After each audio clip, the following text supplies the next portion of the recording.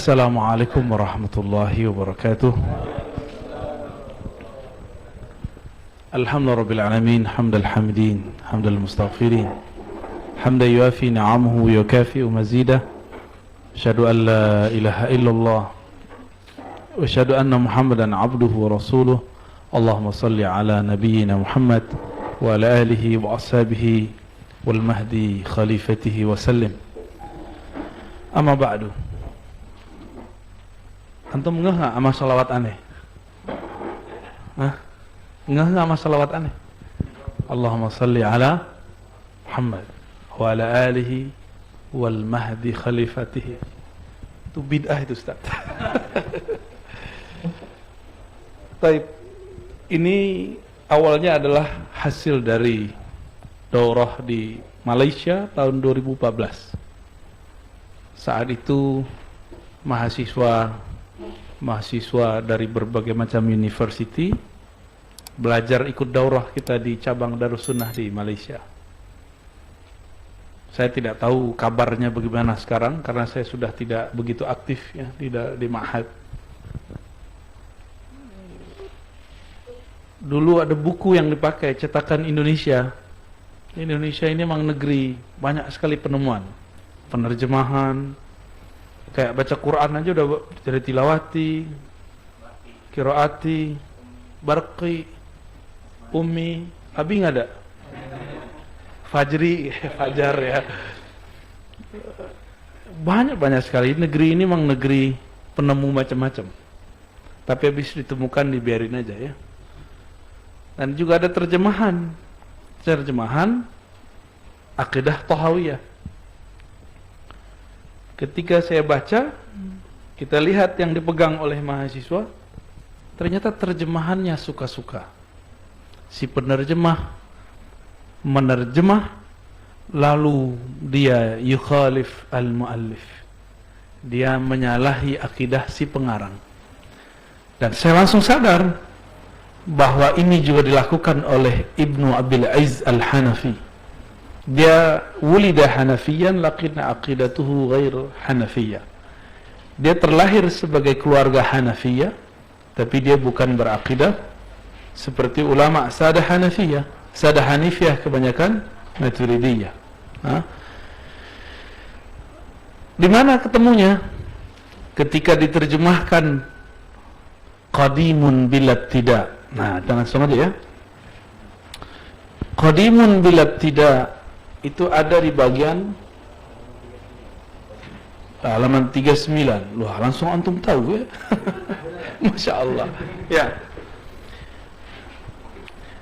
Qadimun bilabtida'in daimun bilantiha. Dia qadim tanpa permulaan, abadi tanpa akhir. Apa kata si penerjemah? Qadim bukanlah ismun min asma'ih wala sifatun min sifatih. Langsung kita curiga. Wah, ini nasabnya nasab ilmunya nggak sahih ini yang menerjemah ya. Ternyata dia terjebak kepada Syarah Ibn Abil Izz yang sudah ditahzir dari masa ke masa. Tapi saya belajar Ibn Abil Izz itu 4 tahun. Jadi bagian mana aja kita ngerti ke mana muskilahnya. Ya. Ibn Abil Izz mensyarah akidah salaf bukan dengan manhaj salaf. Ya. Dia mensyarah akidah salaf dengan akidah tajsim. Itu satu. Yang kedua, dia mensyarah akidah salaf dengan nisfu Jahmiyah. Apa itu nisfu Jahmiyah? Jahmiyah meyakini surga neraka akan binasa. Dia mengatakan surga kekal, neraka binasa. Separuh enggak? Ya. Wa nisful Mu'tazilah. Gimana itu? Mu'tazilah meyakini Al-Quran itu huruf dan suara. Dia juga meyakini Ibn Abil Izz bahwa Al-Quran adalah huruf dan suara. Separuh sama, yang beda separuhnya lagi. Mu'tazilah mengatakan Al-Quran kalamullah hadis, itu kalam baru. Sedangkan Ibn Abil Izz mengatakan qadim, hurufnya qadim, suaranya qadim. Kacau nggak tuh? Jadi sama-sama muskil ya. Apalagi? Banyak lagi ya. Nah, itu dulu ya. Sebelum masuk, kita udah main rambah aja ya. Siapa sebenarnya Imam Tahawi? Kok diperebutkan ya? Kenapa ada Ibn Abil Is mensyarah? Lalu kenapa kemudian muncul kesadaran orang bahwa kitab beliau ini disyarah bukan dengan manhajnya?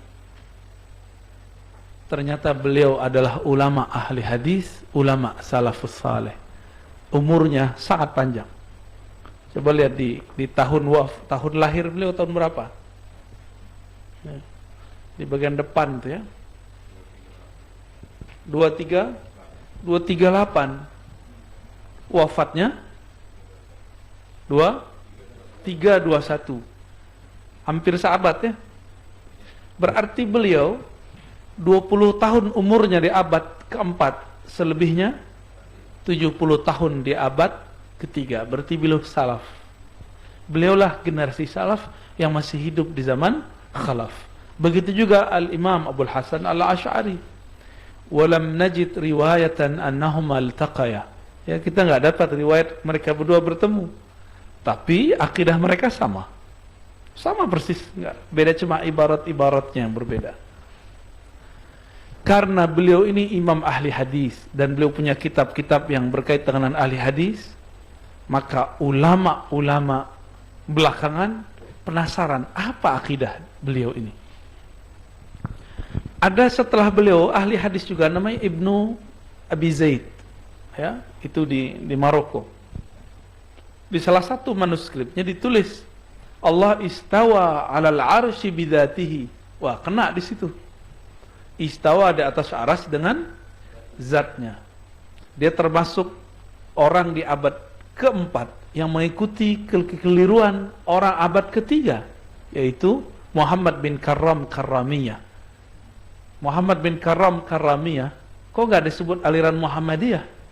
Begitulah ahli sejarah kalau mencari istilah Muhammad bin Karram, jangan disebut aliran Muhammadiyah, sebut saja aliran Karramiyah. Dia wafat tahun berapa? 255. Sama dengan Ad-Darimi yang senior, tapi ada Ad-Darimi yang junior. Dia tidak mengaku mengambil ilmunya dari Ibn Karram, tapi akidahnya persis sama. Bedanya apa? Ad-Darimi junior, dia menyebutkan sanadnya kepada Imam Ahmad bin Hanbal. Itu aja bedanya. Akhirnya orang mengira itu akidahnya Imam Ahmad, padahal itu bukan akidah Imam Ahmad bin Hanbal, tapi akidah Muhammad ibn Karram yang mengatakan istawa bidzatihi. Dialah awwalu man qala bih. Orang ini. Cuma kan enggak ada sekarang mereka mengaku imamnya adalah Muhammad bin Karram. Iya. Mereka paling mengakui imamnya adalah Utsman bin Sa'id Ad-Darimi. Utsman bin Sa'id Ad-Darimi ini semasa dengan At-Tahawi. Cuma lebih panjang aja, lebih muda. Tahawi. Beliau itu lahir di awal tahun 201 atau 200. Si Darimi yang junior. Ya. Sedangkan ini 20 tahunan setelah itu. Jadi kenapa beliau ini menarik? Li'annahu minal muhaddithin. Satu. Yang kedua, li'annahu minas salafis salih. Dua. Itu yang paling penting. Jadi kalau kita mau konfirmasi akidah salaf itu apa? Baca aja akidah Imam Tahawi, ya.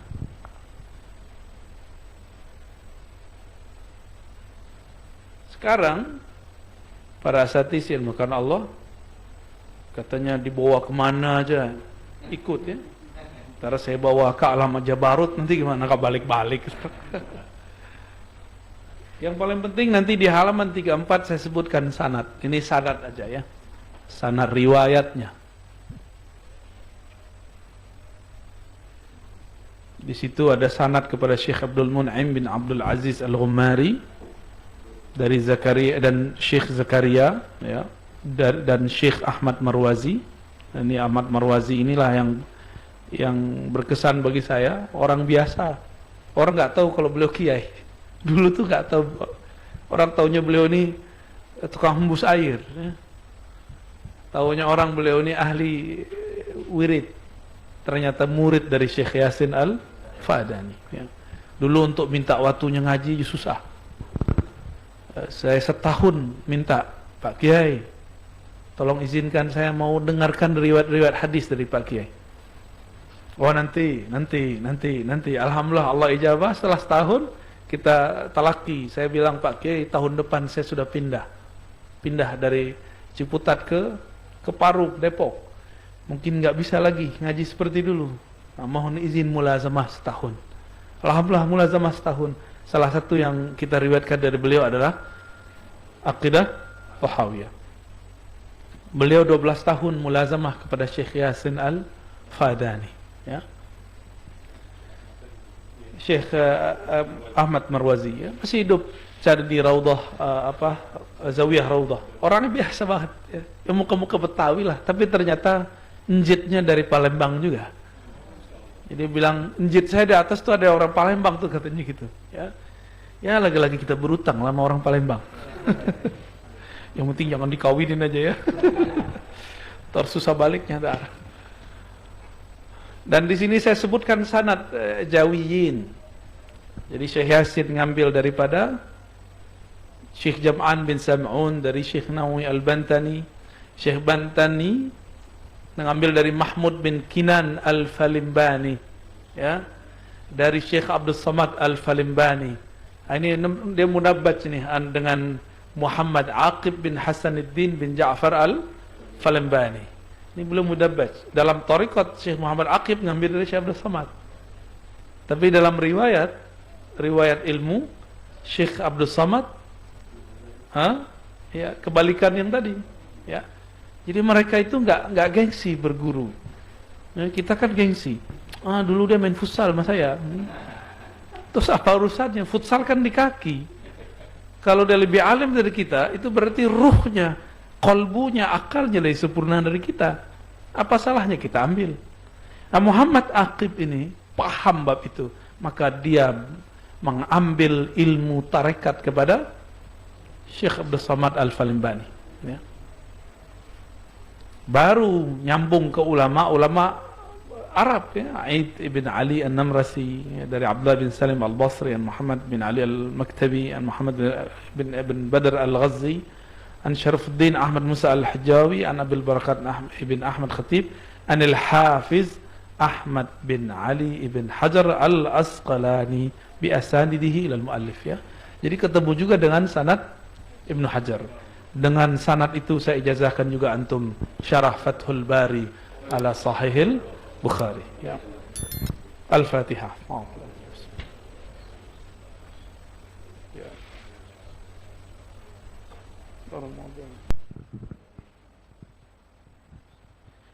Apalagi yang menarik dari kitab ini? Ternyata beberapa kelompok ekstrim yang mengaku dirinya bersanad ke Imam Ahmad bin Hanbal, tapi tidak ada sanadnya. Sayalah buatin sanad mereka di disertasi saya itu. Jadi disertasi saya itu sebenarnya kalau pakai bahasa Arab, Aqidatul Mudda'i ila Ahlil Hadis. Kalau ditulis, tapi bahasa Indonesianya agak keren-kerenan dikit. Teologi Muslim Puritan. Karena judulnya kalau di UIN tuh nggak boleh judul-judul jadul, ya. Judulnya harus sedikit melangit membumi. Harus ada gaya baratnya dikit, harus ada gaya Arabnya dikit, ya. Teologi itu kan gaya barat. Kalau bagi kita kan akidah, ya. Muslim Arab kan Puritan. Nah, Puritannya ala barat juga tuh, ya. Judul kecilnya teologi salafi, itu isinya. Dan sanatnya. Jadi saya tulis sanatnya itu mereka. Tapi sanad apa? Sanad fikrah, bukan sanad ijazah. Fikrahnya. Disitulah ketahuan di mana terjadi percanggahan dari akidah salafus saleh. Pertama tadi saya sebut Darimi. Nanti bercanggah lagi di abad ke-5. Ibn Saghuni. Bercanggah lagi. Itu ada 2 orang tuh, ya. 3 malah, ya. Bahkan sebelum mereka itu adalah Muhammad Ar-Rafa. Dialah yang mengusir muhaddis al-ummah Ibnu Hibban, pengarang Sahih Ibnu Hibban. Jadi Ibnu Hibban itu di kitab Al-Majruhin, kitab hadis ya, kitab ilmu tarajum, ilmu ilal, ilmu jarah ya, ilmu jarah di situ. Beliau membuka kitabnya dengan menyebutkan Allah Maha Suci dari hudud, dari had. Sedangkan di akidah para mujassim abad ke-3 dan ke-4 mereka menulis lillahi haddani azimani. Allah punya 2 had yang besar, al-arsyu was-sama. Al-ars dan langit. Siapa yang ngomong? Utsman bin Sa'id Ad-Darimi. Tuh, dia yang pertama ngomong Allah mahdud. Tapi hadnya ghair ma'lumun lana. Kata siapa? Darimi junior ini. Allah punya had tapi hadnya kita nggak tahu. Itu maksudnya apa itu? Terus ngapain ente ngomong Allah berhad ya kan? Allah terbatas tapi batasnya kita tidak tahu. Maksudnya apa ngomong begitu tuh? Itu akibat mengharamkan ilmu mantik. Ya. Masa menisbatkan batas kepada Allah yang tidak terbatas? Ya, dan dia mengatakan batas Allah adalah arasy. Bagi kita, arasy itu hak, istiwa itu hak, tapi bukan batas. Qul ma qal. Apa kata Allah sumastawa ala arsy? Kita katakan istawa ala arsy. Dan manhaj saya, akidah saya tidak mentakwil istawa. Istawa aja udah selesai. Wala nazid wala nankus. Kita enggak tambahkan bizatihi, kita tidak kurangi. Itu akidahnya. Akidah salaf bukan tuh? Salaf itu. Cuma kan mereka ngaku lebih salaf dari kita. Padahal mereka buat bid'ah. Ada tambahan bizatihi. Itu asyaddul bid'ah fi usulil aqidah. Tambahan kata bizatihi. Nggak pernah ada di kitab suci manapun ya. Kecuali kitab suci mereka ya. Kitab suci kita nggak ada. Antum yang pernah belajar di Mesir misalnya pasti pernah mendengar Al-Ghummari. Ya. Sidi Ahmad paling tua punya adik Sidi Abdullah. Punya adik lagi Sidi Abdul Aziz. Sidi Abdullah malahu walad. Ya, enggak punya anak. Maka Sidi Abdul Aziz serahkan anaknya nih, didik anak saya nih. Namanya Syekh Abdul Mun'aim, ya. Kita alhamdulillah 2 kali ijazahan dengan beliau, ya. Datang ke Indonesia juga. Beliau tinggal di Tonja. Ah, ini kaitannya dengan Kiai Marwazi tadi. Jadi Kiai Marwazi ini ghair masyhur kan tadinya sama orang. Orang taunya beliau ahli hembus-hembus ya. Adalah Gus Nafis namanya yang mendirikan Zawiyah Raudhah. Dia datang ke Tonja. Begitu himmahnya tinggi ini. Seperti Imam Bukhari dulu datang ke Mekah mau ketemu murid Imam Syafi'i, Imam Humaidi. Datang beliau, alhamdulillah rezeki beliau ada ya, beliau datang ke Tonja, Maroko. Tonja, Jakarta, jauh banget ya. Sono barat, ini kita udah di timur. Apa kata beliau? Abah saya dulu punya murid namanya Ahmad Marwazi di Jakarta. Ente cari katanya. Dia kaget, masa sih? Dibayangin ada pesantren besar. Dicari-carilah siapa ini Pak Kiai Ahmad Marwazi ini. Dan dia kaget cari-cari depan rumah, ternyata beliau jualan geprek ayam. Dulu apa aja beliau buat, sampai bisa ngerakit komputer. Padahal nggak pernah kuliah. Jadi dulu pernah buat rental game. Jadi orang nggak tahu kalau beliau ini benar-benar seorang ulama. Dikira nih pakar perakit komputer, bisa buat game lagi. Ketika dia lihat, itu saya nggak bisa bayangin itu. Gus Nafis mau nangis mau apa tuh ngeliat ya. Orang ulama punya sanad banyak dan sangat berkelas sanadnya, ternyata usahanya jualan geprek ayam. Ya. Saya nggak bisa tuh bayangkan gimana dia ketemu tuh. Kiai orang banyak sanad, usahanya sederhana dan dia tetap nyamar. Dia nggak bilang, gue loh murid Syekh Yasin. Gak ada ngomong gitu. Gue loh murid Said Muhammad. Gak ada ngomong begitu. Dia jalan aja hidupnya seperti orang biasa. Namun ilmu itu kan harum. Mau ditutup gimana juga harumnya semerbak. dan semerbaknya tercium juga oleh ahlinya. Alhamdulillahirabbil alamin. Antum kecipratan lah ya. Dan sanadnya tadi kita udah baca. Dari beliau orang Betawi keturunan Palembang, sanadnya kembali lagi ke Palembang. Siapa sanad itu tadi? Syekh Yasin ngambil dari Sam'un. Ya, Sam'un ngambil dari orang Palembang, Mahmud bin Kinan Al-Falimbani. Ya. Jadi saya ini suul adab nih kalau nggak ngajar di sini nih ya. Lalu apa yang menarik lagi? Mereka tidak mengakui Imam Abu Hanifah. Jadi dalam beberapa buku-buku mereka tidak masukkan Abu Hanifah ke akidah salaf. Karena Abu Hanifah disebut ahlur ra'yi. Tapi di buku-buku belakangan mereka nggak bisa lagi nolak. Masuk juga nama Abu Hanifah. Gimana mau nolak Abu Hanifah sebagai salaf? Dia wafatnya di zaman salaf. Wafatnya tahun 150 Hijriah. Dan kitab hadisnya lebih banyak daripada imam-imam ahlul hadis. Usud punya usud, Imam Ahmad bin Hanbal dulu adalah seorang muhaddis, tapi manhaj fikihnya al-ra'yi. Imam Ahmad. Ya. Sampai datang Imam Syafi'i, baru dia ikut Imam Syafi'i. Jadi beliau sempat ragu, ditinggalkanlah hanya ajaran Imam Abu Hanifah. Bingunglah di situ. Nolak qiyas, tapi qiyas perlu. Pakai riwayat, tapi riwayat tidak bisa menjawab. Maka beliau menidurkan kitabnya, biarin aja. Orang Baghdad, ahli riwayat, kalau udah ketemu alur ra'yi, langsung mukanya merah. Nggak bisa jawab, berkeringat langsung. Datanglah Imam Syafi'i, cukup kader mereka 6 bulan. 6 bulan ahli hadis di kader, langsung jadi mujtahid mutlak. Kita udah berapa lama di kader ya? Nggak jadi-jadi ya. Itu Imam Ahmad di kader cuma 6 bulan.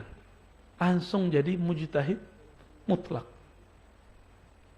Tapi kalau versi beberapa ahli usul, seperti Imam Tobari, itu memasukkan mazhab Ahmad bin Hanbal seperti mazhab Abu Yusuf di mazhab Abu Hanifah. Antum bisa bayangin, Imam Abu Hanifah punya murid Abu Yusuf, lalu punya murid Muhammad bin Hasan Syaibani. Oke?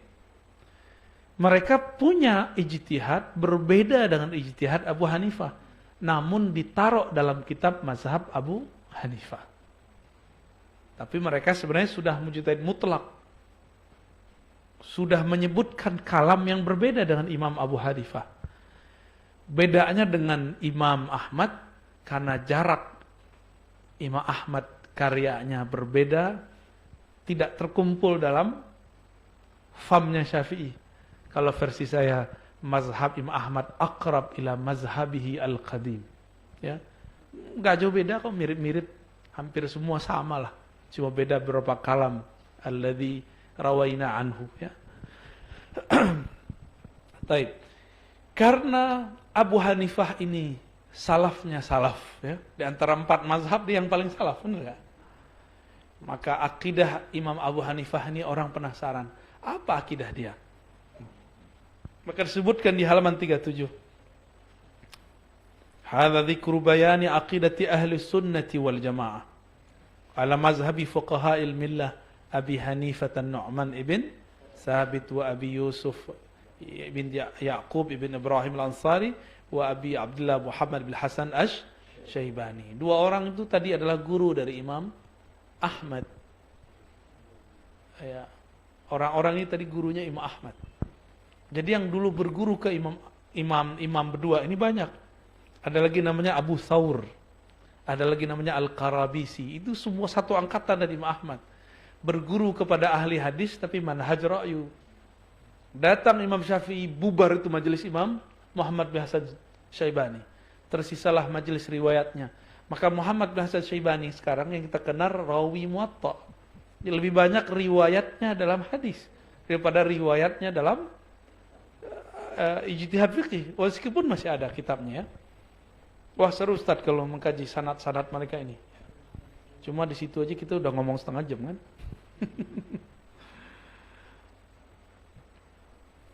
Lalu beliau menyebutkan naqulu fi tauhidillah taala. Nanti saya sebutkan yang penting-penting aja ya. Pertama tadi tentang qadim ya, bahwa qadim adalah nama dan sifat Allah yang sudah ditakrir oleh ulama salaf. Maka jika ada orang mengkritisi qadim laisa min sifatillah atau lam yazkurhu salaf, tidak pernah disebutkan oleh ulama salaf, dia ini main-main berarti sama imam ini. Ya. Jadi di beberapa syarahnya ditulis oleh orang khalaf belakangan. Kitab ini dari zaman salaf. Apa kata si pensyarah? Tidak ada ulama salaf yang mengatakan qadim bagian dari sifat Allah. Berarti dia nggak ngerti dia sedang mensyarah siapa. Yang dia syarah itu salafus saleh. Mengatakan qadimun bila tidak qadim tanpa ada permulaan. Kemudian yang perlu antum melihat lagi nomor 38 ya, halaman 54. Di situ kita kasih nomor-nomor.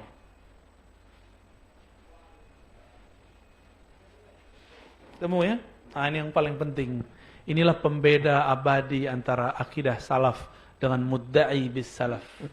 Pembeda hakiki antara akidah salaf dengan yang ngaku-ngaku salaf. Ini aja cukup. Kasih aja ini sama mereka. Ya. Apa itu? Coba kita baca sama-sama. Wa ta'ala 'anil hududi wal ghayat wal arkani wal a'dha'i wal adawat. La tahwihil jihatus sit kasairil mubtada'at.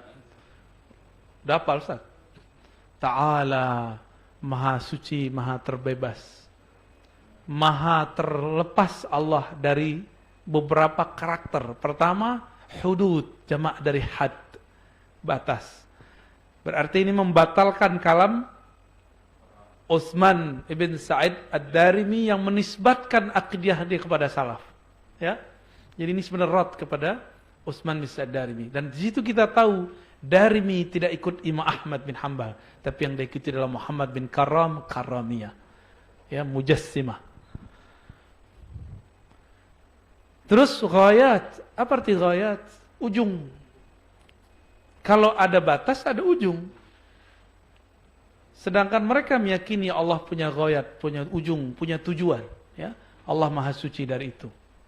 Wal arkan wal a'dha wal adawat, ya. Apa arti arkan? Anggota-anggota, a'dha, ya, perangkat-perangkat, al adawat, ya, dan semua ya, bagian-bagian alat-alat, ya. Jadi boleh juga dikatakan anggota badan besar ataupun kecil dan perangkat-perangkat. Maka kalau disebut yadullah fawqa aydihim, kita tidak boleh membayangkan tangan. Kenapa? Ada hadis Imam Muslim, wa kullu yadihi yamin. Setiap tangannya kanan. Kalau yamin artinya hakiki, maka Allah itu buntung kirinya. Kan begitu? Karena semua tangannya kanan. Kalau antum memahami hadis-hadis ini dan ayat-ayat itu secara hakiki, maka bisa berbahaya. Hakikinya bukan hakiki secara lughah, tapi hakiki inda Allah, hanya Allah yang tahu. Jadi kita mengatakan yaduhu hakikiyun indahu la indana. Itu baru sahih. Hakiki tapi menurut dia, bukan hakiki menurut kita. Bisa bedain. Ya, laisa hakiki fil lughah. Fil lughah yadun, ini dia. Fil lughah yamin, ini dia. Yamin kanan. Berarti kalau semua tangannya adalah kanan, kirinya nggak ada buntung dong. Bahaya nggak tuh? Kok bayang membayangkan Allah bagian dari akidah yang dolalah, akidah yang sesat. Nah, bolehlah kita sebut kata sesat, ya, karena laisa kamislihi syai'. Ini bahaya nih Ustaz. Ini mereka sudah mulai ngomong begitu, ya. Mereka mengajarkan Allah punya tangan, tangannya hakiki dan semua tangannya kanan. Ya salam. Kebayang nggak sama orang awam nanti? Orang awam akan membayang-bayangkan macam-macam. Nah, kita nggak boleh begitu, ya. Terus, la tahwihil jihatus sit. Nah, ini paling penting. Saya paling demen yang bagian ini nih, ya. Tidaklah meliputinya apa? 6 arah. Jangankan 1, ya. 6, buang semua. Mereka mengharamkan mantik, benar nggak? Logika, tapi mereka bermantik. Tapi mantiknya bukan mantik ahlul aql, mantiknya ahlul tajsim. Apa kata mereka? Jika ente bilang Allah berwujud tanpa arah, berarti ente mengatakan Allah tiada. Karena segala sesuatu mesti ada di suatu arah. Itu kan kalam ahli mantik. Ya? Dan itu kalam ulama-ulama ahli ilmuwan yang mereka mengerti fisika. Coba bayangkan rumah tapi tidak di bumi, tidak di langit, tidak di surga, tidak di neraka, tidak di aras, tidak di mana-mana. Bisa nggak? Kan nggak bisa. Jadi mereka membayangkan kalau engkau meyakini ada Allah tidak bertempat, berarti engkau meyakini Allah tidak ada. Nah, ini mantik bukan? Mantik. Makan tuh mantikmu ya. Katanya haram bermantik. Katanya Ar-Razi ini penjual filsafat. Jadi cara mereka membunuh karakter kita, itu mereka sebutlah kita pengajar filsafat. Dia nggak update. Saya ini pengajar dosen S3 di Institut Ilmu Al-Quran. Ngajar tafsir. Ngajar mengkritisi orientalis yang membaca Al-Quran. Kita ajarkan mahasiswa cara mengkritisi orientalis. Katanya dosen filsafat, itu dulu saya dosen filsafat emang, tapi lebih banyak kepada dosen akidah. Filsafat itu saya di S2 yang di Usuluddin dulu saya mengajarkan qira'atu kutub al-falasifah, membaca kitab-kitab para filsuf. Kita ajaklah mahasiswa-mahasiswa yang katanya pintar bicara dan debat itu, ayo kita baca kitab Ibnu Sina. Ngerti nggak ente? Gitu. Jangan main sok-sok debat aja. Ternyata baca juga nggak semua paham. Tapi kalau diskusi kayaknya semua orang mau dilahap sama dia ya. Kita praktek aja bagi kitab Syifa, bab ilahiyat tentang ketuhanan, ya pingsan-pingsan setengah mereka itu. Tapi itu cuma sampai tahun 2017. 2019 ya. Saya habis itu sudah pindah ke pasca sarjana iki. Kita kasih tahu ya bagi yang tidak update. Saya ini pengajar di Institut Ilmu Al-Quran. Dan pengajar di institut yang lain, yaitu Darus Sunnah. Khusus S1 pengajar hadis. Tapi sekarang saya lagi rehat. Ya. Ini tahun ini saya mulai rehat ngajar. Saya serahkan kepada ahli hadis yang lain. Abuya Zul Asfi. Ya, tahu ya, Abuya Zul Asfi. Dia punya teman di sini, Ustadz Iwan, Tamatan Damaskus. Saya lupa, si Iwan di mana ditinggal ya. Apa di Banyu Asin, apa di Pekalembang, bagian mana gitu saya nggak tahu. Ya, ya, Palembang ya, alhamdulillah. Sibuk kali beliau ya. Teman-teman, la tahwihi jihatus sit. Kalau berarah, berarti dia jisim. Kalau kita yakini Allah itu di suatu arah, berarti kita telah mentajsim. Jadi yang mesti berada di satu arah itu cuma jisim. Di luar jisim, yaitu Allah Subhanahu wa ta'ala, kan bukan jisim, bukan arat. Maka Allah tidak bersifat arah. Karena sifat atas, bawah, depan, belakang, kanan, kiri, itu sifatnya makhluk. Ibnu Abil Is ketika mensyarah bagian ini, dia mulai kayak kelimpungan, ya. Dia bagilah ada jihad i'tibari, jihad ini ya wujud macam-macam. Itu kan istilah filsafat semua, katanya haram filsafat. Makanya saya tidak tertarik lagi baca kitab itu. Jadi dulu di Darus Sunnah sempat kitab itu diajarkan. Mau diganti oleh Allah yarham Pak Kiai Mustafa Yakub, ya guru antum juga ya. Tapi beliau keburu wafat. Akhirnya kitab itu diserahkan kepada saya untuk diajarkan. Lalu saya kasih syarat. Satu syarat kalau diserahkan. Saya ganti kurikulumnya semua. Dengan kitab yang saya punya sanadnya kepada para imam. Awalnya gak mau mereka. Oh ini kan kitab warisan Pak Kiai. Lah Pak Kiai nyuruh ganti kok. Oh saya gak dengar ya. Sudah. Kan saya yang jadi musyrif waktu itu. Asisten dosennya waktu itu. Cuma mereka nggak percaya, ya sudah 4 tahun, 5 tahun. Saya kemudian fokus cuma mengajarkan kitab Kutubus Sittah, kitab hadis. Tapi setelah kemudian tidak ada lagi yang bisa menjelaskan ini dengan ala ahli akidah, mereka bisa jelasin tapi bukan ala ahli akidah. Dibalikin lagi kitabnya ke kita ya. Terus ente dia mau ganti kitabnya terserah. Barulah ya saya mengajar kitab akidah kembali. Jadi saya ngajar kitab akidah, ngajar kitab hadis lebih lama daripada ngajar filsafat. Ngajar filsafat sebentar doang, selebihnya akidah. Ya.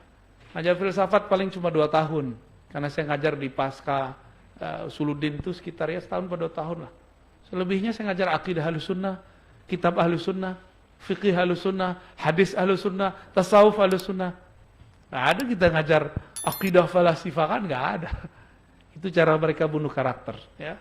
Mereka kemudian salah terjemah, diterjemahkanlah ilmu kalam dengan filsafat. Itu kalau ada orang bodoh ini ajhalul jahilin Ustaz. Ajhalul juhal ya. Aduh, antum tambahin tar. Kata orang Palembang murokab katanya. Itu bukan kata-kata aneh tat. Itu parah sekali. Ilmu kalam bukan ilmu filsafat. Asal-asalnya main aja ya. Jadi mereka bilang, Ar-Razi ini kalau hidup di zaman Imam Syafi'i akan dipukul, diseret. Kenapa? Dia ahli filsafat. Lah, di teks itu ahli kalam. Ahli kalam yang disebut Imam Syafi'i pun berbeda dengan ahli kalam yang saya ajarkan. Ahli kalam di abad kedua itu adalah kelompok Qadariyah Mu'tazilah. Ingkar kepada rukun yang ke-6.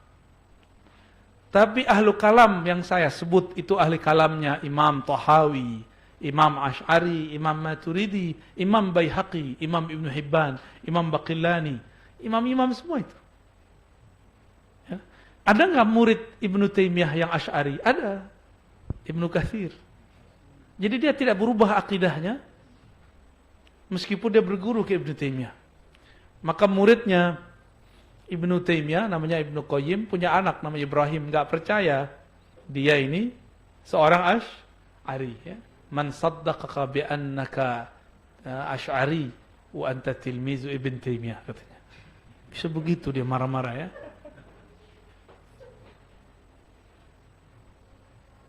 Ya mungkin kayak antum lah tar. Siapa percaya ente ini aswaja celana jingkrang gitu. Padahal nggak ada urusannya. Ya. Nggak ada urusannya. Mau celana jingkrang, mau jenggot panjang, mau berserban tak berserban. Yang penting akidahnya sifat 20. Selesai itu? Ya boleh lantum jingkrang-jingkrang. Tentang Mi'raj tidak ada masalah ya. Kita tidak ada masalah. Ini tentang aras nih. Halaman 62, nomor 49 dan 50. Ini hobinya antum nih ya. Wal arsyu wal kursiyyu haqqun. Aras itu hak, kursi itu hak. Jadi kita tidak boleh menolak aras. Wajib kita percaya ada aras. Saya mau tanya Ustaz, aras itu hadithun makhlukun au qadimun ghair makhluk? Mana yang benar? Aras itu makhluk baru dicipta atau itu qadim? Makhluk, sepakat. Dalilnya mana? Kan ini zaman dalil. Mana dalilnya? Mana dalil aras itu makhluk? Akhir surat Taubah. Apa akhir surat Taubah? Wa huwa rabbul. Dari mana kata makhluk? Kata Rabb. Allah itu Rabb. Ma makna Rabb? Khalik. Kita pakai aja terjemahan mereka. Tauhid rububiyah ente artinya apa? Ya. Kata dia rububiyah artinya tauhid penciptaan. Ya sudah. Rabbul Ars, dia menciptakan aras. Kok ada ya dia yang berani ngomong, saya tidak tahu, so ilmiah lagi, aras itu dicipta atau tidak? Ada kan mereka yang ngomong begitu? Kira-kira statusnya gimana tuh Ustaz Fajar? Besok Fajar nggak terbit lagi kayaknya ya. Bahaya itu. Tapi orang awam tidak mau tahu, karena awam melihat, ini tamatan luar negeri, Tat. Ente tamatan dalam negeri. Ya salam, emang ada urusannya. Ya? Apa urusannya tamatan luar sama dalam? Kitab yang dikaji sama, yang berbeda, sanadnya yang berbeda. Ya. Maka saya tidak pernah menghukumi orang dengan al-makan wal makaniyah, tempat dan posisi. Bagi saya, man syaikhuhu, ma isnaduhu, ya. Siapa gurunya, mana sanadnya. Ini yang penting sebenarnya, ya. Maka kita ngaji kepada Kiai Marwazi walaupun beliau enggak kuliah. Beliau enggak kuliah tapi 12 tahun dengan ilmu yang orang kuliah mengkaji beliau. Syekh Yasin Al-Fadani. Ya lebih dari kuliah lah itu. Saya 12 tahun jadi doktor, beliau 12 tahun sama Syekh Yasin. Serius, Ani 12 tahun jadi doktor, itu kan agak telat juga tuh ya. 4 tambah 1,5 tambah 4. Lebih ya. 5 ya. S1 saya anggap 4,5 jadi 5. S3 saya 4,5 tahun juga. Kenapa jadi 10 lah. S2 walaupun setahun tapi wisudanya nunggu. Jadi 2 tahun. 12 tahun. Jadi dokter. Beliau murid Syekh Yasin, khidmah kepada Syekh Yasin 12 tahun. Ya lebih berkah beliau lah daripada kita. Ya. Kita ini sok berkah ya. Wal arsy wal kursi haq. Jadi wajib percaya ada arsy, wajib percaya ada kursi. Tapi mereka mengatakan kursi itu tempat kakinya Allah. Dia bayangin lagi Allah berkaki kan? Cukup katakan qadam, la taqulur rijl. Ya? Allah menyebutkan qadam. Jangan ketambahkan rijl. Ya? Bisa bedain ya? Itu baru salaf, jadi nggak nama-nambahin. Kalau nama nambahin, ya ada tambahnya, salafi. Ada yang mantan nih. Yang di depan antum kan mantan-mantan dikit lah. Ya. Tapi yang di depan saya ada yang mantan banyak. Wa huwa mustaghnin 'anil 'arsy. Meskipun kita percaya Allah istawa al-'arsy, tapi dia tidak memerlukan arsy. Saya sengaja mengganti dari membutuhkan kepada memerlukan. Khawatir buku ini terjemahannya dibaca oleh negeri jiran. Ya. Teman-teman negeri jiran membutuhkan agak gimana terjemahannya. Maka kita ganti memerlukan, ya. Benar ya, sahih ya? Antum yang lama ada yang S2 di sana, kalau S3 di sana. Benar. Wah, itu orang yang membutuhkan dianggap berhasrat, teman-teman. Ya. Mustaghnin an. Allah tidaklah memerlukan aras. Araslah yang memerlukan Allah. Jadi istiwanya Allah kepada aras itu adalah deklarasi bahwa di antara alam semesta itu selain manusia, maka araslah yang paling mulia. Gitu. Tapi aras itu diinjak sama Nabi. Lebih mulia mana? Ya Nabi Muhammad. Nabi Muhammad sujud di aras itu. Jadi jangan dikira Nabi Muhammad tuh ngobrol-ngopi sama Allah di aras. Jangan. Allah enggak begitu. Aras itu simbol. Simbol bahwa ada benda langit di atas langit namanya aras. Jadi kita meyakini emang itu tinggi, Ustaz, tinggi. Dan dia meliputi alam semesta. Itu aras jelas. Maka disebut Rabbul Arsyil Azim, pencipta aras yang sangat luas, sangat besar. Lalu apa mana istawa? Istawa itu kalau mau faham, baca surat Thaha. Ar-Rahman 'alal 'arsy istawa. Jadi Allah itu menyamaratakan rahmaniyahnya kepada aras. Aras meliputi langit dan bumi. Itulah maksudnya istawa. Allah menyamaratakan Rahman. Kenapa tidak disebut Ar-Rahim? Karena Ar-Rahim hanya khusus kepada aulianya. Kalau Ar-Rahman, kafirun kana au mu'minan, itu dapat rahmaniyahnya. Itu yang orang nggak mau bahas. Sibuk aja di mana istawa, istawa, istawa. Padahal ada satu ayat Ar-Rahman. Ya itu tafsirnya di Ibnu Katsir kan ada. Apa beda Ar-Rahman dengan Ar-Rahim? Ar-Rahman meliputi alam semesta. Itu yang disebut Ar-Rahman istawa. Istawa artinya bisa meratakan, menyamakan, menyempurnakan rahmannya kepada aras. Berarti takdir itu ada dua, Ustaz. Ada takdir luh mahfuz. ada takdir rahmaniyah arsyiyah. Yang tertulis di situ, inna rahmati sabaqat ghadabi. Sesungguhnya rahmat kasih sayangku meliputi kepada ghadabi.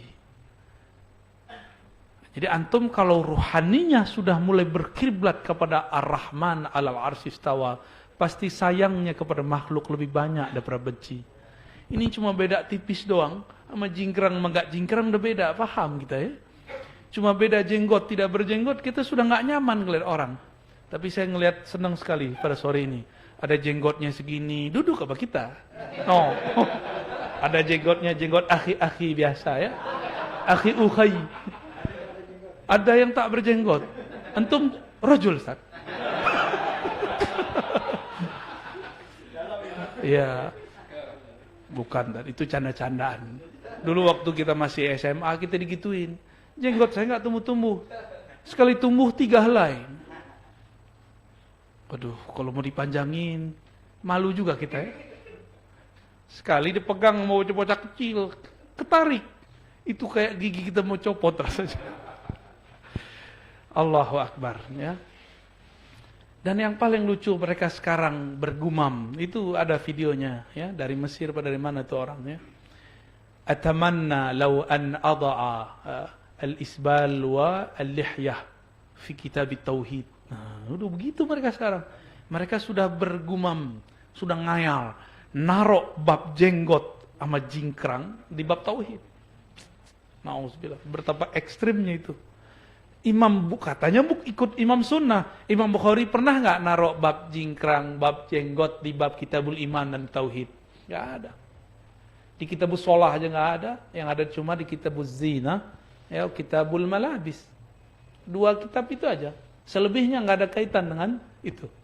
Tapi mereka bagaimana menghukumi orang dengan fisik, ya? Akibat gagal belajar akidah. Ya, nauzubillah min dzalik.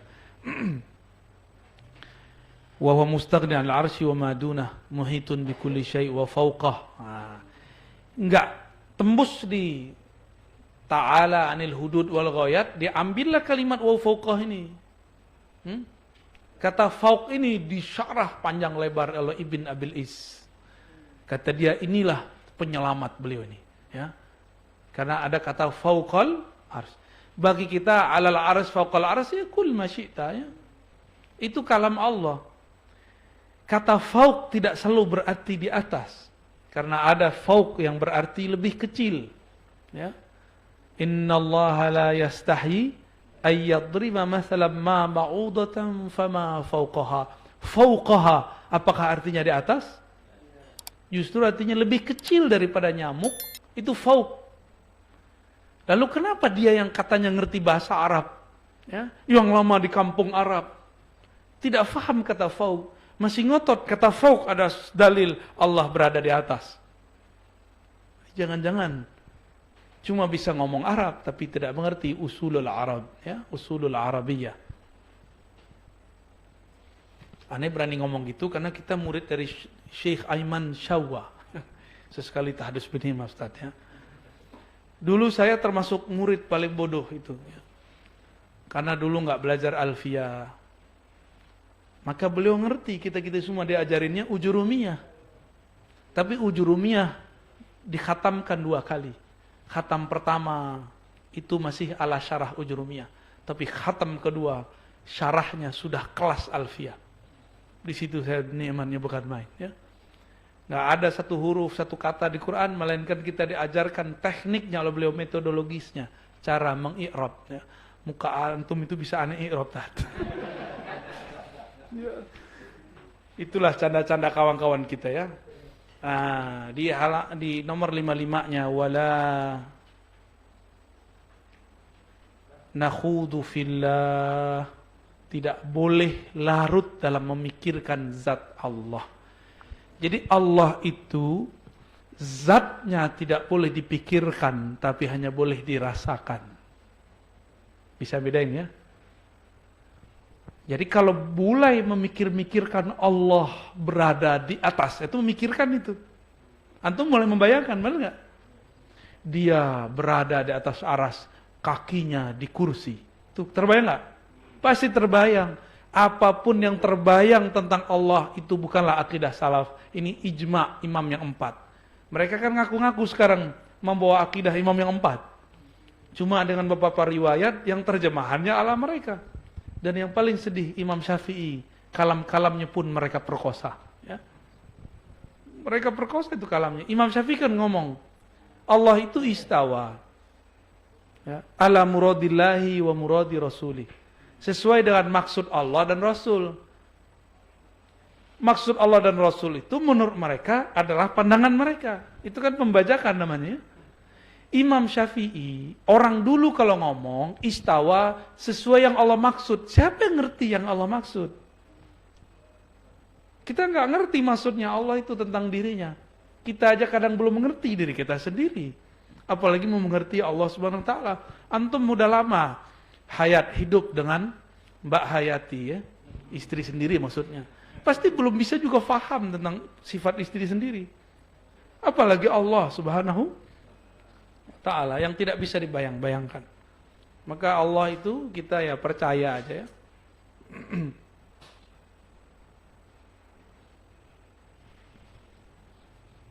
Terus ada yang penting lagi Ustaz ya. 62 al-iman wal iqrar bil lisan wa tasdiq bil janan. Nah, ini sama dengan Imam Asy'ari. Iman itu ikrar dengan lisan, tasdiq bil janan. Dibagi dua nih. Ikrar bil lisan furu', tasdiq bil janan usul. Ditambah lagi oleh Imam Asy'ari, al-amal bil arkan, itu juga usul yang furu'. Berarti usulnya cuma satu, tasdik. Berarti kita boleh berbeda dalam ibarat, berbeda dalam amalan, yang penting tasdiknya sama. Cuma sekarang akan muncul Ustaz, ke depan akan tambah banyak. Para ustadznya juga akan tambah banyak. Semoga yang di depan saya tidak begitu. Sama akidah, sama-sama akidah sifat 20.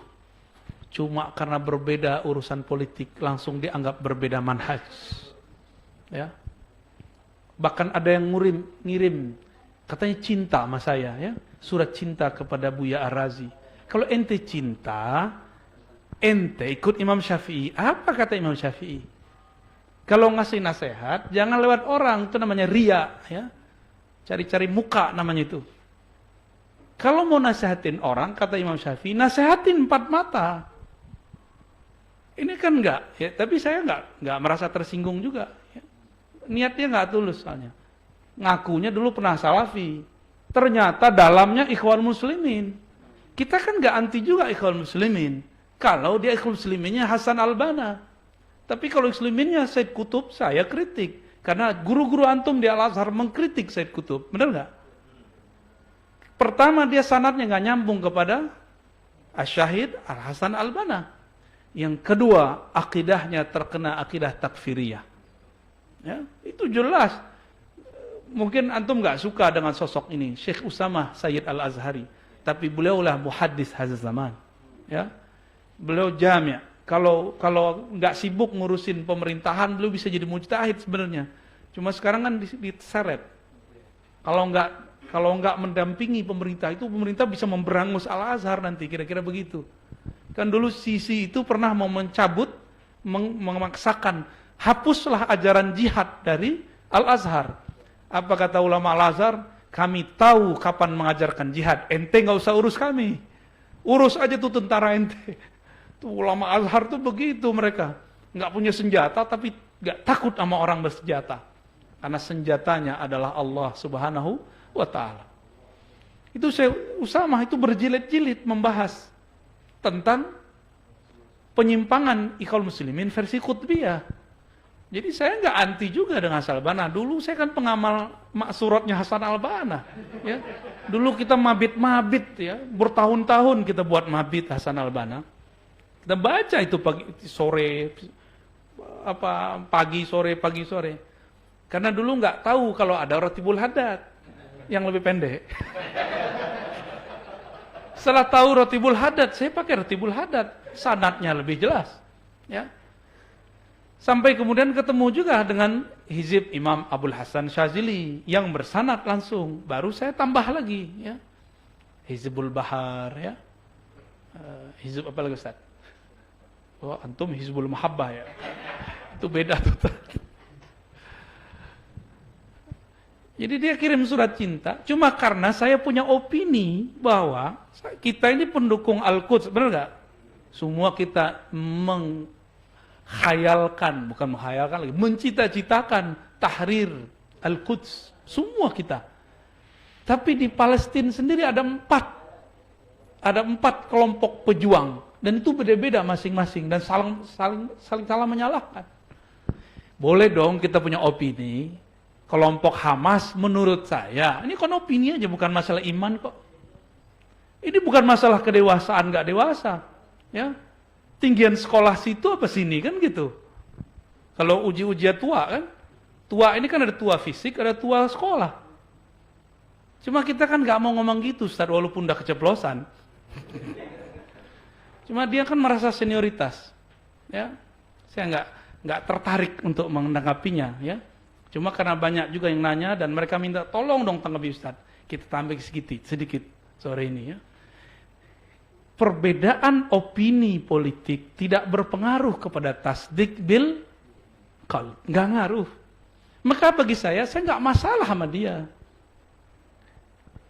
Dia mau senang sama kelompok apa, yang penting tasdik dia nggak berubah.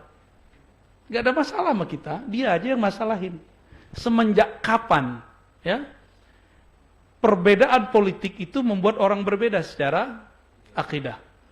Jadi waktu di Pekanbaru, saya ditanya lagi makan gitu sama seseorang, Ustadz, ente dicurigai pro Jokowi. Lah saya kan nyoblosnya Prabowo, ya. Tapi masalahnya Prabowo-nya udah ikut Jokowi, itu muskil dalam pikiran kita. Terus saya tanya, Ustadz ini diragukan aswajanya karena Ustadz dicurigai. Ya udah saya tanya balik, Pak, di kitab mana ada penjelasan bahwa aswaja antum rusak cuma karena berbeda, satu projo, satu probo? Di kitab mana? Tunjukin. Dia mikir-mikir gak ada juga. Ya, sembari canda-canda kita karena sarapan pagi kan, ketawanya kayak antum barusan.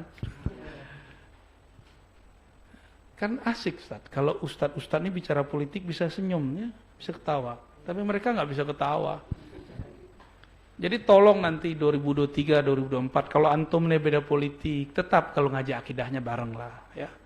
Jangan tahzir mentahzir lah, ya. Sepakat ya? Karena nggak ada urusan tuh sama bab akidah. Ya, dan yang paling penting nomor 71, ini pesan. Nomor 71, ini penutup Ustaz. Wala naral khuruja ala immatina wa ulati umurina wa in jaru wala nad'u alaihim wala nanzi'u yadan min ta'atihim. Pasti antum enggak seneng ini, ya. Kalau enggak paham usulul akidah enggak akan mau mengamalkan ini. Berarti jangan-jangan yang ngaku aswaja sekarang sudah keluar dari manhaj ahlus sunnah. Apa kata beliau? Coba kita baca. Waranaral khuruj ala immatina wa wulati umurina.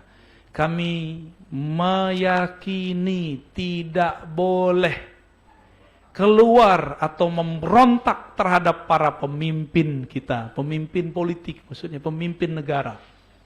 Wa in jaru, meskipun diopinikan, diisukan mereka zalim. Ustadz, antum vaksin yang ada di Palembang bayar gak? Ya, tapi nggak mau vaksin kan? Ustadz, banyak ustadz nggak mau vaksin soalnya. Ini serba salah. Bayar dibilang zalim, digratiskan dibilang konspirasi. Ente maunya apa sih? Ya. Nggak mau vaksin, nggak usah ngomong apa-apa, diem aja gitu, ya. Jangan ikut hal-hal yang belum jelas. Ya, jangan ikut hal-hal yang sifatnya baru opini. Apalagi ini persoalan darurat. Ini kan darurat ini, pandemi ini, ya. Selamat Ustadz. Selamat bingung. Wa in jaru, meskipun mereka telah zolim. Ini zolim hakiki. Kalau sekarang zolim itu kan opini. Opini bagi anti Jokowi. Kalau yang pro Jokowi, antum lihat aja buzzer-buzzernya. Jokowi kalau perlu 3 periode, ya kan? Itu berarti mereka menganggap Jokowi itu adil. Cuma bagi pembenci Jokowi dianggap tidak adil. Saya tidak terlalu mengerti politik mereka ini standarnya apa. Cuma kalau kita lihat, adil itu opini atau hakiki. Hakiki. Yang sudah lama tinggal di luar negeri, faham. Negara kita ini paling santai. Siapapun presidennya. Ya, siapapun presidennya. Dan sekarang itu justru lebih santai daripada zaman Soeharto. Tapi dibalik kan sekarang. Ya, ala kulihal, ini teks, antum gak usah dengerin aneh deh ya. Dengerin ini aja nih. Tidak boleh berontak, oke? Jadi jangan bilang, mari kita berontak. Nah, berarti keluar dari akidah Ahlus Sunnah. Apalagi berikutnya, wala nad'u alaihim. Ini kata-kata penting sekali. 2016, 17, 18, 19. Banyak yang keluar dari Ahlus Sunnah. Meskipun belajar sifat 20. Ya. Saya nggak nyoblos Jokowi, Ustaz. Tapi ketika dia sudah diangkat, saya doakan. Doanya umum, nggak nyebut nama dia. Saya cuma mengatakan, Allahumma yassir umur man tawalla ala umuri biladina. Gitu aja. Karena dulu waktu sebelum dia memimpin, siapa? SBY. Saya doanya juga begitu. Sebelum SBY memimpin, siapa dulu? Megawati. Saya doa begitu juga. Ya Allah, bantulah urusan orang yang mengurusi negeri ini. Jadi saya nggak ada urusan mau siapapun pemimpinnya. Ya, urusan kita. Wala nad'u alaihim. Nad'u alaihim berarti mendoakan kuburkan laknat. Ada yang ngaku aswaja terus bilang laknatullah, mati ente Jokowi. Ya jangan gitu dong. Kalau kita nggak suka Jokowi, kritik aja baik-baik. Ya, saya juga beberapa nggak sepakat dengan keputusan beliau. Tapi kan saya bukan politisi, Tad. Antum juga bukan politisi kan? Antum poligami. Kalau kita ini, kita kan sekarang punya hak sebenarnya kita sampaikan ke wakil rakyat. Ya, ada mekanismenya, sampaikan lewat mereka. Kecuali antum di Saudi nggak ada DPR, ya. Makanya kelompok sebelah mengharamkan berpartai, mengharamkan nyoblos, mengharamkan demo. Kenapa? Karena di sono nggak ada semua itu. Ya, fatwa itu diimpor sama dia dari negeri padang pasir itu ya. Allahumma sholli ala Muhammad. Wala nanzi'u yadan min ta'atihim. Enggak boleh ya mengatakan saya tidak lagi Indonesia, saya anti Pancasila. Enggak boleh lagi ngomong begitu ya. Jadi kita khalas. Oh, taib. Ini alarmnya udah bunyi, Ustaz. Jadi para satis yang melakukan Allah, yang penting target saya sampai. Mungkin ke depan antum bisa jadi lupa, tapi saya berharap antum tidak lupa yang nomor terakhir yang kita baca itu, ya. Karena nanti aswaja akan terpecah di bab itu. Yang lain-lain enggak ada masalah, tasawuf mereka bertasawuf, mazhab mereka bermazhab, akidah mereka belajar sifat 20, tapi di bab politik mereka mulai hujat menghujat. Mulai ada surat cinta, surat benci, surat gombal. Wassallallahu ala Nabi Muhammad, mohon maaf ya. Mungkin tanya jawabnya belum sekarang loh Tate. Lain waktulah. Insyaallah semoga kita diberkahi Allah SWT dan perjalanan ini Allah sempurna di waktu-waktu yang lain. Sallallahu ala Nabi Muhammad. Assalamualaikum warahmatullahi wabarakatuh.